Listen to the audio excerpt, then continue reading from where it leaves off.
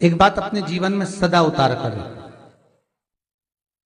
घर में अगर तुलसी का क्यारा है तो तुलसी महारानी हमें ये बता देती है कि हमारे घर में सुख आने वाला है कि दुख आने वाला है। जैसे शनि अपना प्रकोप दे रहा है या शनि उतर रहा है, ये किसी से पूछने की जरूरत नहीं पड़ती, अपने आप मालूम पड़ जाता है। कैसे? शनि कथा अगर आपने सुनी हो तो उसमें व्याख्यान आता है शनि कथा में, पांव की चप्पल बार बार टूट रही हो, कमर से नीचे जो वस्त्र पहने हो वो फट रहे हो, कहीं पजामा है, धोती है, आदि वस्त्र हैं, कपड़े हैं, वो अपने आप फट, आज के जमाने में तो फटे फटाए पहनते हैं लोग, फैशन।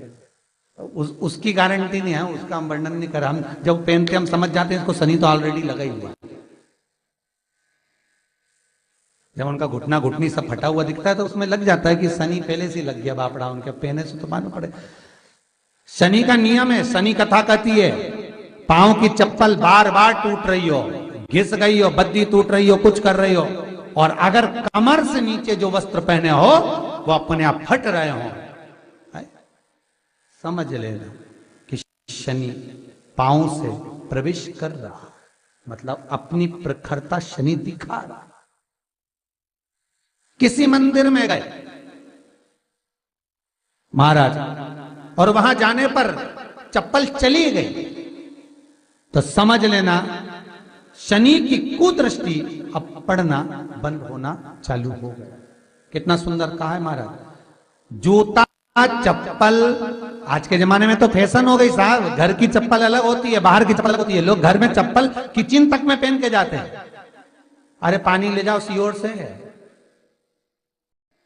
रसोई घर में लोग चप्पल पहन कर जाते हैं, जहां भगवान का प्रसाद बन रहा है, जहां अन्नपूर्णा निवास कर रही है, और पूछो तो करे किचन की चप्पल है तो माथे पे रख लो। तुम अपनी मां को जरूर देखना है एक बार, वो बूढ़ी मां कितनी बार किचन में चप्पल पहन कर गई, मुझे जरूर फोन कर कर बताना।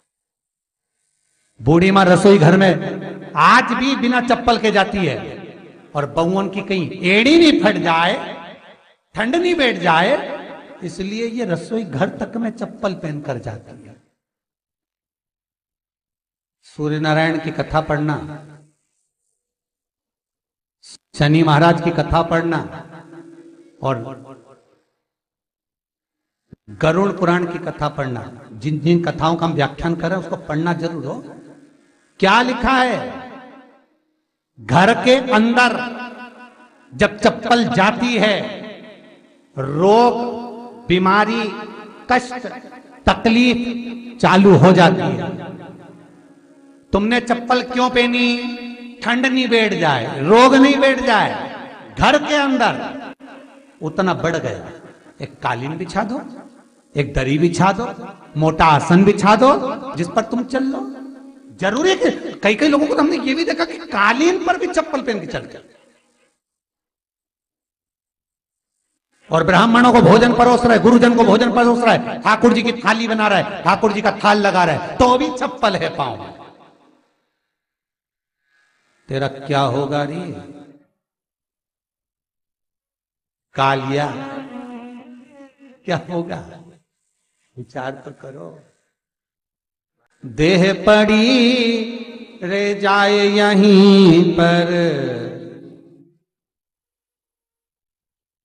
फिर कुंडल और नगीना, क्या हरि नाम नहीं तो जीना। अभी भी सुधर जाओ रे, अभी भी सुधर जाओ, नहीं सुधरो तो सिधर जाओ रे, या तो सुधरो नहीं तो सिधरो, थोड़ा सुधरो। रसोई घर में अन्नपूर्णा रहती है, रसोई घर में शिव महापुराण की कथा कहती है जब भगवान शंकर को मां जगत जननी भोजन करा रही थी, शंकर जी ने वर मांगा था अन्नपूर्णा को, ए अन्नपूर्णे, तुम मेरे घर के बच्चों का भरण पोषण कर रही है। इस मृत्यु लोक में जितने मनुष्य जन्म लेते हैं ये मेरे पुत्र कहलाते हैं। तो अन्नपूर्णा ने कहा, चिंता मत करना भोलेनाथ, जिस जगह पर एक स्त्री, बेटी, कन्या या घर की बहू या बूढ़ी मां भोजन बनाएगी, उस जगह पर मैं अन्नपूर्णा उसके शरीर में प्रवेश करूंगी। और वो रसोई घर नहीं होगा, वो मेरा और तुम्हारा मंदिर कहलाएगा। अब मंदिर में चप्पल पहनकर भोजन का निर्माण करना, ये श्रेष्ठता है। एक आसन पटक लो आप रसोई घर के अंदर, जिस आसन पे खड़े होकर आप भोजन बना लो, मोटा सा आसन रख लो, चप्पल की जरूरत ही नहीं। श्रीमद् भागवत कथा कर रही है, तुलसी का मात्र तो शनि अपनी दृष्टि बता देता है। शास्त्र कहता है जब घर के अंदर प्रवेश करने के, जब आप घर में प्रवेश करें तो एक कोने में चप्पल को उतार दें। बाहर जगह नहीं है तो घर के अंदर प्रवेश कर कर लेफ्ट में चप्पल को उतार दें, और 7 या 3 कदम के अंदर चप्पल उतर जाना चाहिए घर के अंदर भी। और उसके बाद अगर चप्पल अंदर प्रवेश कर रही है तो राहु केतु शनि के साथ प्रवेश करते हैं, जिसके घर में बीमारी कभी पीछा नहीं छोड़ती। शनि कथा, सूर्य की कथा का स्मरण करिए, आपको मालूम है, पहचान हो जाता है। महाराज तुलसी बता देती है कि आपके घर की दशा क्या है। बार बार जल डालने के बाद भी तुलसी सूख रही है, बार बार आप पूजन कर रहे हैं, पाठ कर रहे हैं, तो भी तुलसी के दल सूख रहे हैं। तुलसी बता देगी कि तुम्हारे घर में तकलीफ आने वाली है, कष्ट आने वाला है, सूख रही है। किसी ने जरूर कुछ ना कुछ ऐसा है कि इसमें घर में कुछ तकलीफ आएगी, तुमने लगाया फिर सूखी, फिर लगाया फिर। तुलसा महारानी बता देती है कि कष्ट है। और जिस गमले की तुलसा घेर घमोर हो, फलित तो हो, आनंद में हो, तो उस घर में फिर दुख नहीं आता, समृद्धि खुद बढ़ती चली। जिन शंकर भगवान को आप जल चढ़ाते हो, जिन ठाकुर जी से आप लाड लड़ाते हो, जिन भगवान कृष्ण का आप स्मरण करते हो, राधा रानी का आप नाम जाप करते हो, जिस परमात्मा का आप भजन कर रहे हो, कीर्तन कर रहे हो, नाम जाप कर रहे हो, नाम स्मरण कर रहे हो, उससे तुम्हारा एक संबंध होना चाहिए, एक रिश्तेदारी होना चाहिए। और उससे जब तुम्हारा कोई संबंध रहेगा, उससे जब तुम्हारी कोई रिश्तेदारी रहेगी, तो उस रिश्तेदारी में जैसे ही आपके प्राण छूटे, और छूटते से ही आप जब गए, तो जाते ही आप कहोगे कि कृष्ण से मेरा ये संबंध है, वो मेरा पुत्र, वो मेरा भाई, वो मेरा बेटा, वो मेरा सगा, वो मेरा रिश्तेदार, वो मेरा कुटुंबी, वो मेरा पुत्र। जब कहोगे तो तुरंत प्रवेश हो जाए। महाराज भगवान से संबंध होना चाहिए। कई लोग भगवान को सवेरे से रिझाने बैठते हैं तो भगवान को बनी बनाई बात कहते हैं, ये पाठ कर लो, ये पाठ कर लो, ये पाठ कर लो, ये स्तुति कर लो, सारा बना बनाया। तुमने अपने दिल से कौन सी स्तुति गाई? तुमने अपने दिल से कौन सा भगवान को निवेदन करा, कौन सा नमन करा? बस सवेरे उठना है, नहाना है, भगवान के सामने जाना है, भगवान को नहलाना है, कपड़े पहनाना है, अगरबत्ती लगाना है, थोड़ा सा शक्कर का भोग लगाना।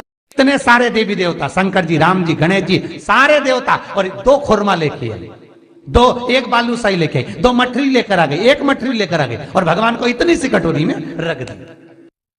अब बोले, कई लोगों से पूछा, इतनी सी कटोरी में 1 मठरी, 1 खुरमा, और रोज मठरी खुरमा एक साथ नहीं रखती। वो तो आज दिन मठरी का भोग लगा दिया, कल खुरमे का लगाएगी, परसों गुजिया का, परसों पपड़िया का, कोई डब्बे में भरे भराए रखे, रख दिया। और 1 लड्डू रोज लगा देगी, इतना बड़ा।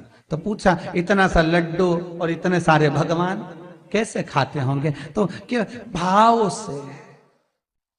तो हमने कहा, तुम भगवान को क्यों? बहुत दुख है गुरु जी, बहुत